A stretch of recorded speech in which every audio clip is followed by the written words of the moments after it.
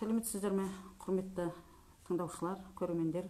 Бүгін біз сіздермен ақындардың, күйшілердің шығармашылығындағы, жалпы ақын күйшілердің шығармашылығындағы мәдениеттің ұлттық руханияттағы қалыптасуындағы рөл деген тақырыпта, осы тақырыптың маңайында әңгіме, пікірталас бастаймыз. Яғни осы ақындардың, күйшілердің шығармашылығындағы мәдени руханилықтың қалыптасуы, жалпы руханият дегеніміз не деген, осындай қазіргі кезде де, бұрынғы кезде де болған, әсіресе қазіргі кезде үлкен мемлекет тарапынан қолдау көрсетіп, рухани жаңғыру бағдарламасының аясынан осы біздің мәдениетіміздегі руханилық деген мәселе кеңінен көтеріліп жатыр. Бұл әрине өте қуантарлық жағдай. Біріншіден, осы руханилық мәселесінің қазіргі кездегі маңызды рөлі қандай? Еліміз тәуелсіздік алғаннан кейін осы руханилық мәселесі одан ең үлкен өзекті мәселелердің біріне айналды. Қазіргі дамып жатқан қоғамның өзінде, әлемдік демократиялық бастаулардың негізінде руханилық әр уақытта негізгі мәселелердің бірі болып қалыптасады. Яғни осы тақырыпқа келердің алдында мен ойландым. Яғни руханият пен мәдениеттің негізгі ерекшеліктері неде? Екеуі біртұтас мән бе? Жоғарыда екеуі екі түрлі бір-біріне толысып, бір-бірін толықтырып отыратын құндылықтар ма? Жоғарыда екеуі бірін-біріне қарама-қарсы дами отырып толықтыратын құндылықтар ма деген мәселелерге кеңірек зерттеулер жүргізіп, көптеген пікірталастарды оқып шықтым. Жалпы енді өздеріңізге белгілі, руханилық дегеніміз не? Руханият ұғымы не? Кейбір жерлерде өздеріміздің әріптестеріміздің арасында да рухани және руханияттылық деген екі түрлі пікірлер деп айтып қалатынды көріп жатамын конференция семинарларда. Ал енді көптеген жағдайларда менің өзімнің түсінігімде және көптеген пікірлерді оқығанда рухани мен руханияттық дегеніміз екеуінің негізгі тамыры түбінде жатыр. Бұл не сонда? Руханият дегеніміз не? Руханият дегеніміз бірінші кезекте рухани этникалық құндылықтарды, егер ғылыми тұрғысынан айтатын болсақ, рухани этникалық құндылықтардың негізі болған. Қазіргі кезде осы рухани құндылықтардың ерте кездің өзінен қазіргі кезге дейінгі негізгі сабақтастығы бұл адамның тәрбиесі, адамның ішкі жан күйі, адамның ішкі жан күйінің сыртқы табиғатпен байланысы. Осы адамның ең басты сипаты не? Адамның ең басты сипаты осы өмірдегі адамгершілік тұтқасы.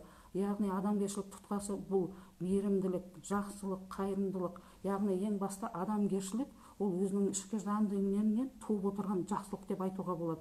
Сонда жақсы адам, жақсы кісі деген ұғымдар осы руханилықтың негізгі мәнін береді. Ал енді руханилықтағы осы руханият мәдениетіндегі ақын жыраулардың бүгінгі тақырыбымызға сәйкес айтатын болсақ, осы ерте заманның ұлт болып қалыптасуында, халық болып біртұтас әлеумет ортаға айналған уақыттан бастап сол жерде рух пайда болған, руханият пайда болған. Қандай рух пен руханият? Бұл өздеріңізге айтып түсіндіріп берген адамның қайырымдылығы, жақсылығы, айналасына төгілген мейірімділігі туралы ерте кездің өзінен бүгінгі күнге дейін қалыптасып келе жатқан, бүгінгі күнге дейін әлі даму үстіндегі мәселелер. Яғни кез келген халықтың поэзиясында, кез келген халықтың аңыз әңгімелерінде, кез келген халықтың тарихында осы руханилық мәселесі бірінші кезекте тұрады. Мейлі ол шығыс мәдениетінде болсын, мейлі ол батыс мәдениетінде болсын, кез келген дүние бұл тікелей адаммен қатысты болғандықтан тікелей адамгершілік мәселесі осы руханият деген мәселемен астарласып жатады. Енді халық бар жерде, яғни адам бар. Адамдар өмір сүрген орта бұл тікелей қайырымды, жақсылық, игі істердің бастамасы ретінде, бір-біріне сабақтасып жататын дүние ретінде, осы бір-бірлерінде сабақтасып жатқан болмыс дүниесі тікелей адам мен табиғаттың, қоршаған ортаның біртұтастығы, бірегейлігі халықтың алға қарай дамуын білдіреді. Яғни қазіргі біздің дамып жатқан, тәуелсіздік алған қоғамымызда бізде жеке адам, тұлға, қоғамдағы әлеуметтік мәселелер біртұтас, бірегей дамып отыр. Бізде бір ұлттық көзқарасқа деген құндылықтармен қоса басқа ұлт өкілдерінің де мәдени құндылықтарын қазіргі кезде біртұтас бірегей ретінде қарастырамыз, бірақ әрқайсының өзіндік мәні бар. Бірімен екіншісін шатастыруға болмайды. Неге? Өйткені біз сіздермен зайырлы қоғамда өмір сүргендіктен осы ұлттық идея, ұлттық рухани мәдениет және сол ұлттық рухани мәдениеттің негізінде халықтың да ұлттық мәдениетінің бірлігін астарлаймыз. Осы біз Қазақстан тәуелсіздік алғаннан бері қарай қаншама өткен өміріміздегі өзіміздің ашылмай зерделемей келе жатқан осы руханиятқа қатысты айтылмай келе жатқан мәселелерді қайта ширатып, қайтадан жаңағы көз жүгіртіп, ғылыми зерттеулер жүргізіп, соның нәтижесінде жаңа бастамаларды, жаңа туындыларды, жаңа бір қырынан қарастырып жатқан жайттарымыз бар. Бұл әрине біз үшін өте қуантарлық нәрсе. Себебі не? Себебі біздің халықтың, әсіресе қазақ халқының өзіндік жаңа төлтума мәдениетінде рухани деген мәселеге кеңінен орын береді. Рухани деген мәселе біздің былайша айтқанда мәдени кодымыз, тумамыздан пайда болған өзіміздің ерекшелігіміз. Осы тәуелсіздік алған уақыттан бастап бізде жаңа осы рухани мәдениетке, руханилыққа жаңа көзқарастар, жаңа толқынды ғалымдардың жаңа бір көзқарастары қосылып, өзекті мәселелерді зерттеу үстіндеміз.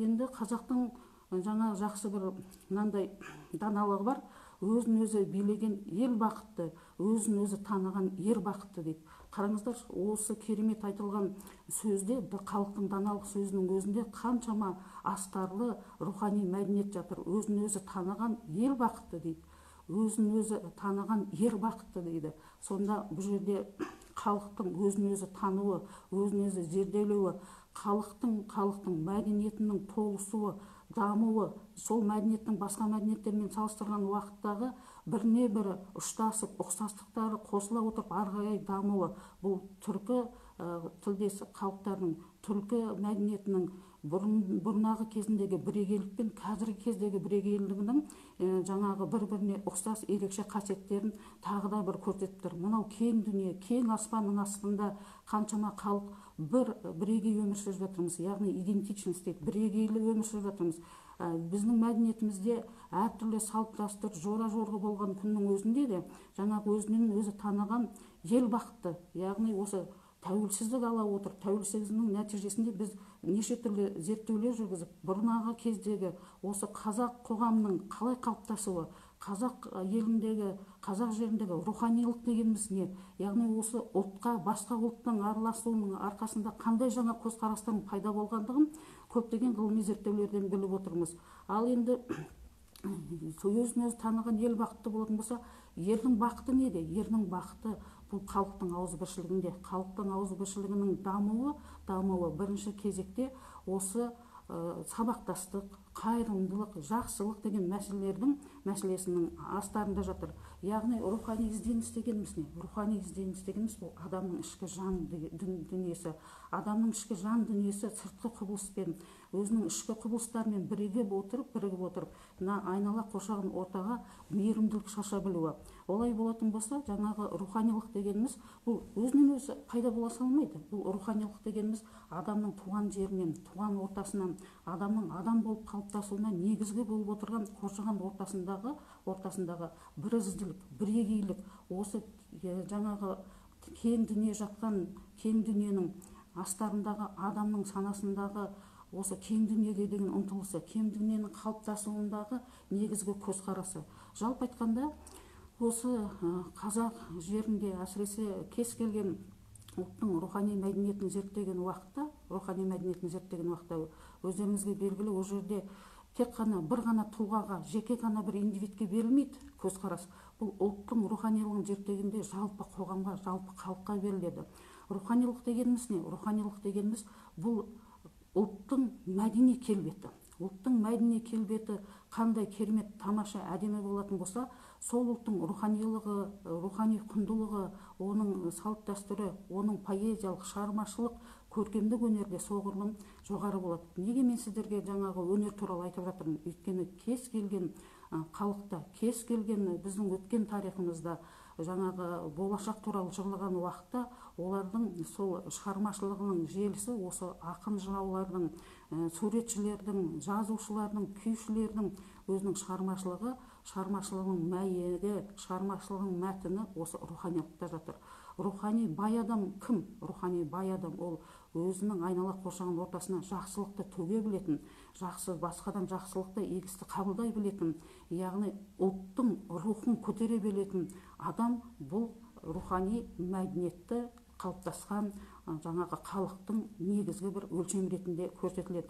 Енді өздеріңізге белгілі, мына ұлттың руханилығын, ұлттың тамаша өсуін, өркендеуін ең бірінші кезекте осы халық болып санасы толысып қалыптасқан уақыттан бастап көбінесе ақын жыраулар, әр елдің өзінің ақын жыраулары, поэзияға жақын, шығармашылыққа жақын өзінің тұлғалары халқы жайында, өзінің тарих жайында, өзінің сол кезде қоғамдағы алған әсері жайындағы, қоғамдағы керемет көріністерді бейнелеу жайындағы жасаған осы шығармашылық тұлғалардың біздің тарихымыздың осы бүгінгі күнге жеткен сабақтастығын біз оқып біліп зерделеген болатынбыз. Енді өздеріңізге белгілі, мен жаңа сіздерге айттым, руханилық деген бұл тек қана жақсылық деп, бірақ руханилық тек қана жақсылық бола бергенмен де ол жақсылық қайдан шығады, қалай пайда болады? Барлық қоғамда бәрі жақсы, бәрі керемет, бәрі тамаша деп ешкім өзінің жаңағы күйшілік, ақындық шығармашылығында жаңағы жалғыз ғана жақсы тұсын айтып кеткен жоқ. Сол жақсылықтың қалай шығу қайнар көзін де айтып кетті. Яғни жақсылықтың қайнар шығу көзі кей кезде қарама-қарсылықтардан туындайды. Яғни руханилық дегеніміз бір бағытта ғана дами алмайды. Руханилық даму үшін оған қарама-қарсылық күш, қарама-қарсылық жаңағы көзқарастарының нәтижесінде ол жақсылықтың не екенін, жаманшылықтың не екенін, және әділеттіліктің не, ақиқаттылықтың не, шынайылықтың не екенін негіздеп береді. Сонда руханият дегеніміз ол қарама-қарсылықтың көзқарастың толысқан ара жігін нақтылап дәлелдеп беретін, жақсылыққа қарай басым бөлігін пікір көзқарастарды зерделеп беретін бұл өзімізше бір құндылық болмысы. Олай болатын болса, біз руханияттың осы құндылық болмысын өзіміздің өткен тарихымызда ақын жыраулардың, күйшілердің тарихынан білеміз. Олай болатын болса, енді осы ақын жыраулар дегеніміз кімдер? Күйшілер дегеніміз кімдер? Ақын жыраулардың осы халықтың қалыптасуына қандай әсерлер бар? Біздің тарихта, әлемдік тарихта кең тараған, өздеріңізге белгілі мынау ежелгі грек ойшылдарының, ежелгі жаңа грек ойшылдарымен қатар итальяндықтардың Мысыр жеріндегі болған мәдениетті кеңінен білеміз. Соның әсіресе ішіндегі кең тарағаны Гомердің Илиада поэмасы туралы айтылған нақышына келтірген қаншама аудармаларды да оқыдық. Ал енді сол сияқты өзіміздің қазақ этностық жаңағы қалыптасқан көзқарасымызда, яғни қазақтың ұлттық рухани көзқарасында да ақын жыраулардың бізге артында өлмейтін қалдырып кеткен рухани ізгі бастамаларын біз осы күнге дейін жалғастырып келе жатырмыз. Енді солардың қазір біз сіздермен қалай пайда болған туралы өлең жолдарына мән берейік. Енді сіздерге бүгін мен мына дайындап келіп отырғаным осы ақын жыраулардың ішіндегі сол кездегі өмірді бейнелеудегі, сол кездегі өнердің, сол кездегі әлеуметтік жағдайдың, сол кездегі саяси жағдайдың бүгінгі күнге дейін ұқсастықтардың бар екенін білуге болады. Сонда сол мифологиялық тұрғысынан руханилықтың мәні мағынасы ашылса, орта ғасырдағы жаңа түрік тайпалары кезіндегі руханилықтың мәні, оның өмір шеңдігі қандай болған бүгінгі күнге дейін байланыстыруға болады. Өзіндік бір ұқсастықтары бар. Яғни оның қандай ұқсастықтары бар? Кез келген қоғамда ақын, жырау, күйшілер адамдарды бірлікке, білім алуға, жалпылама былайша айтқанда интеллектуалды дамуға, егер де халықтың рухын көтерем десеңіз, адам білімге қарай ұмтылу, білуге қарай ұмтылу, білімді адамның жанында көбірек өзіңді жаңағы үйретуге, содан бір жақсы қасиетті алуға, өзіңнің бойыңда жақсы бір қасиеттерді басқаларын үйренуге, толықтыруға үйрететін көптеген сабақтастық бүгінгі күнге дейін ұштасып жатқан мәнді, мағыналы ақын жыраулардың, күйшілердің шығармашылықтары бар. Неге ақын жыраулар мен күйшілердің бүгінгі күнге дейін біз шығармашылықтарын талдап, зерделеп, оны рухани құндылықтарға, рухани мәдениеттерге сіңіріп отырмыз? Себебі өздеріңізге белгілі, сонау түркі тайпасының қоғамынан бастап бүгінгі күнге дейінгі ақын жыраулардың шығармашылығындағы басты мәселе бұл жақсылық. Жақсылық қалай келеді? Жақсылық бұл білім арқылы келеді. Білім қалай келеді? Адам өзін өзі дамытады. Егер де біз бір орталықта қалып, бір ұлттың санасына қалып қоятын болсақ, онда бізде даму болмайды. Ал енді сол ұлттың санасынан шығып, осы біздің ұлттың руханилығына қандай ұлт өкілдер, қандай жаңағы этностық көзқарастар әсер етті. Бірін-бірі мынау кең дүниеде өмір сүріп жатқан көшпенділердің бір-біріне қандай әсерлері болды деген осындай мәселелер кезеңіндегі бірқатар шығармашылықтар мынау түркі тайпаларының, көшпенділердің өзіндік бір ерекшелігі болғандығын, көшпенділердің бір-бірінің мәдениетін бір-біріне астарлатып, мәдени сабақтастық ала отырып, өз ерекшеліктерін, ұлттық ерекшеліктерін сақтап қалғанын білеміз. Мысалға, өздеріңізге белгілі Ақтанберді жыраудың мынандай айтқан керемет бір сөзі бар: білімді туған жақсылар аз да болса көппен тең дейді.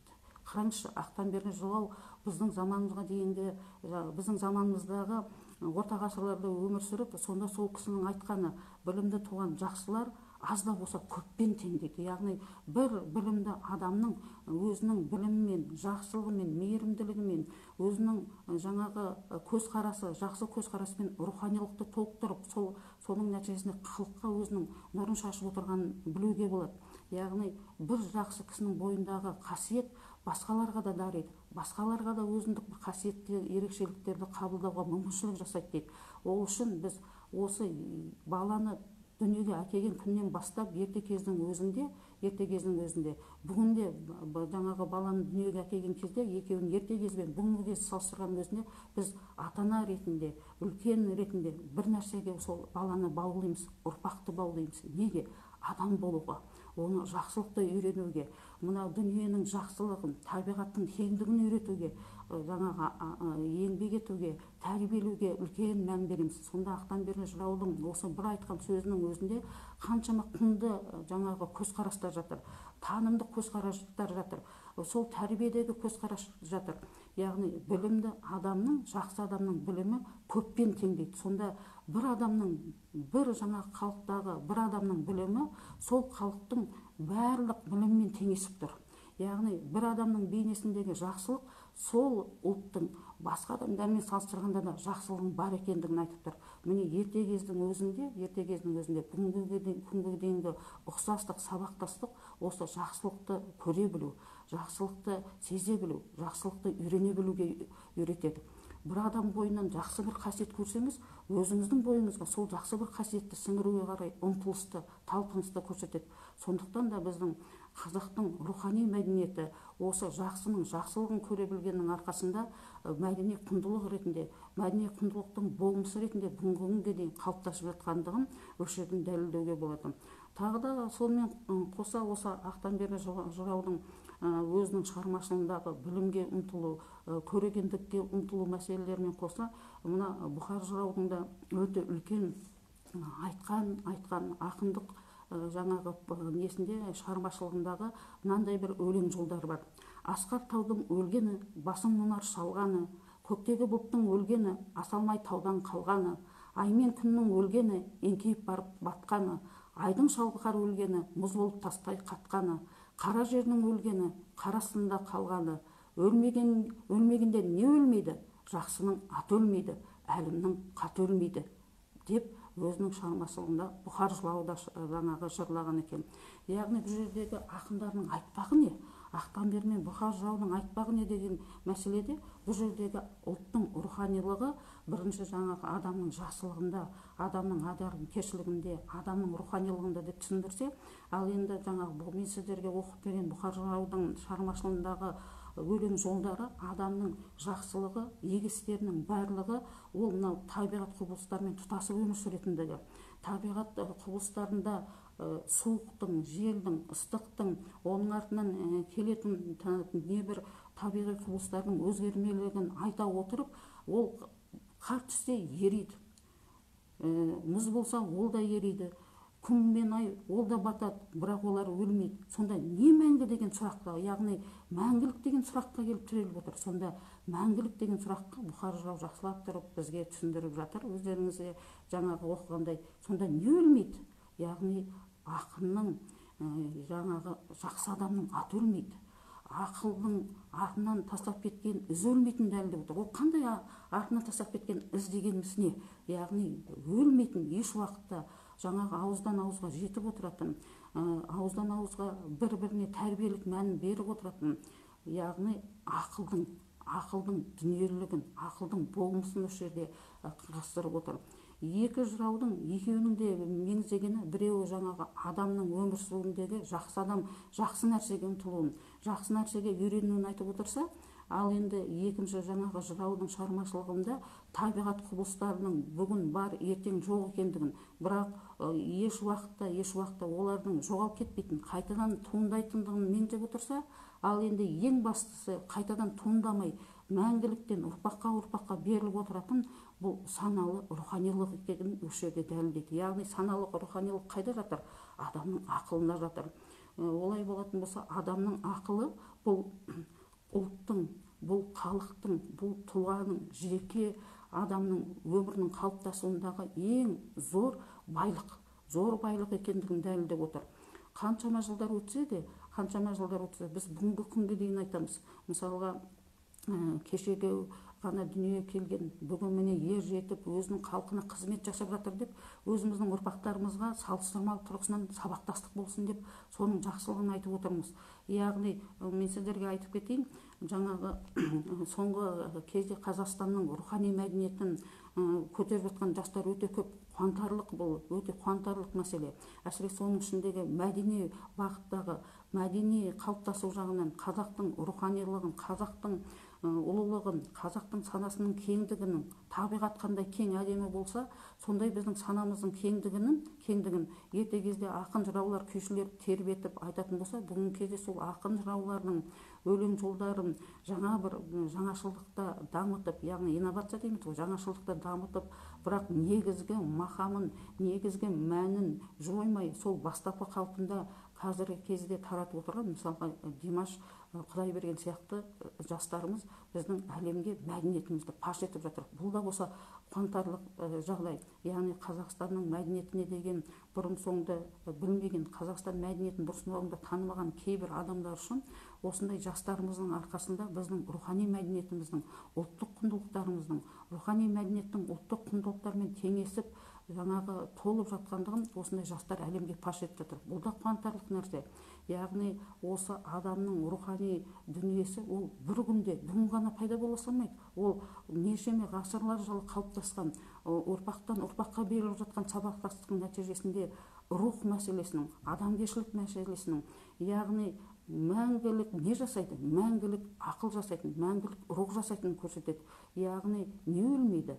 Жаңағы ақынның, жаңағы жақсының жазған хаты өлмейді, және әлімнің хаты өлмейді дейді. Бұл жердегі мәселе неде? Мәселе біздің әдебиетіміздегі, біздің шығармашылығымыздағы, ұлтымыздың шығармашылығын бастау алған ұлылардың жаңағы артында қалған сабақтастықтың бірлестігін көрсетіп отыр. Олай болатын болса, жаңа мен сіздерге айттым ғой, бүгінгі жастардың ішіндегі Димаш Құдайберген сияқты қаншама шығып жатқан жастарымыз бар. Біздің ұлт екенін қалыптасуындағы өзіміздің ерекшелігіміз, өзіміздің руханилығымыздың бар екендігін жаңағы көрсетіп, тағы да бір дәлелдеп жатыр. Ал сонау ерте кезден бүгінгі күнге дейін айтқан ақын жырауларының өсиеттері осы күнге дейін бізге санамызда қалыптасып, санамызда толығып, басқа өзіміздің жаңағы ұлт өкілдеріне, осы бізбен бірге өмір сүретін халықтарға өзіміздің аңыз әңгімелеріміздегі, ақын жыраулардың өміріндегі ерекше халықтың негізін, халықтың руханилығын көрсете білген шығармашылықтарды әлі күнге дейін айтып келе жатқанымыздың себебі осы. Яғни ұлттың рухани қалыптасуындағы басты мәселе бұл адамгершілік, еш уақытта өлмейтін. Ал адам мен адамгершілік бұл адамның, халықтың, қоғамның рухының биіктігін көрсетеді. Ал енді оны біз не істеуіміз керек? Ары қарай өлтіріп алмас үшін, ол өзі мәңгілік өзінен өзі қалып қалады деп ойламауымыз керек. біз осы тәрбиелік маңызында өзіміздің мәдениетімізді дәріптеп жүрген кезде, өзіміздің қазақтардағы бұрын болған білімді басқа қырынан танытып жүрген жерімізде айтып ұрпақтық сабақтастық жалғастырып отыруымыз керек. Сол кезде ол еш уақытта мәңгілік өлмейді. Ол өзінен өзі қала береді деген көзқарас болмау керек. Соны біз дәріптеп, айтып, осы басқа халықтардың мәдениетімен салыстырып отырып, ол халықтың мәдениетінің жақсы тұсы мен өзіміздің мәдениетіміздің жақсы тұстарын сабақтастық жасап дәріптеп отырмыз, айтып отырмыз. Осы рухани құндылықтардың бірі дейміз. Жаңа мен сіздерге айтып кеткенім, жаңағы ұлт болып қалыптасудағы ақын жыраулардың өлең жолдарындағы өзін өзі танудағы құндылықтарын айттым. Яғни олай болатын болса, ең бірінші жаңағы адамның жақсылыққа қарай ұмтылуы, бұл бірінші кезекте адамның жақсылығы дедік. Адамның жақсылығы қаяқтан пайда болады? Адамның жақсылығы ар-ұят, намыс, кісілік деген жаңағы қоғамның алдындағы парыз, қоғамның алдындағы міндет деген мәселелерден туындайды. Өкінішке орай қазір кезде мынандай жастардың арасында көп тарап жатқан көзқарастар бар. Менің қоғамның пікірі қызықтырмайды. Менің өзімнің жеке пікірім мен үшін алға қойған мақсат. Осы мен қоғамда өзімнің жеке бір тұлға ретінде, жеке бір индивид ретінде дәлелдегім келеді. Қоғамның пікірімен санасқым келмейді деген де пікірлер бар. Ал егер де біз сондай пікірлерді, сенікі дұрыс, осы басқаның пікірімен жаңағы салыстырмай өз пікірін дәлелде, өзіңнің адами құндылықтарын дәлелде деп айта беретін болсақ, біз онда өзімізден кейінгі ұрпақтарды шатастырып аламыз. Ұрпақ болып қалыптасуына бірінші кезекте біздің ұлттық руханилығымыз, сонау ерте замандағы ғұламалардың, ақын шешендердің, күйшілердің өлең жырлары бізге мәдени сабақтастық ретінде осы қазір ерте кездегі қандай қоғам болса, қазір кезде де сондай қоғам. Бірақ қазіргі қоғам ерте кездегі қоғаммен салыстырғанда ол прогресшіл, біз қазір прогресшіл қоғамбыз. Біз қазір батыс пен шығыс қоғамдағы мәдени ерекшелік, мәдени құндылықтардың басты мәселесін қазіргі кезеңмен байланыстырып отырмыз. Олай болатын болса, мынау тағы да бір айта кететін жайт, биыл Абай Құнанбаевтың 175 жылдығына мерейтойын тойладық. Осы жерде Абай Құнанбаевтың өлеңдерін, оның жырларын орындаудағы челлендж ұйымдастырылды. Қандай тамаша, керемет челлендждер болды. Осының арқасында біз мақтануға тұратын, мақтана алатын ұлт екенімізді, сол мақтанышының арқасында біздің көзқарасымызды, сол ақын жырау күйшілердің көзқарасындағы ұлттық құндылықтарды дәріптей алатын ұлт екенімізді, халық екенімізді тағы да бір дәлелдедік. Ақын жыраулардың, күйшілердің өзінің шығармашылығындағы басты мәселе не? Ақын жыраулардың, күйшілердің өзінің шығармашылығындағы басты мәселесі осы адамды таныта білу, адам болу, адамды алдыға қарай жаңағы ұмтылу деген мәселені жаңағы айта кеткім келеді.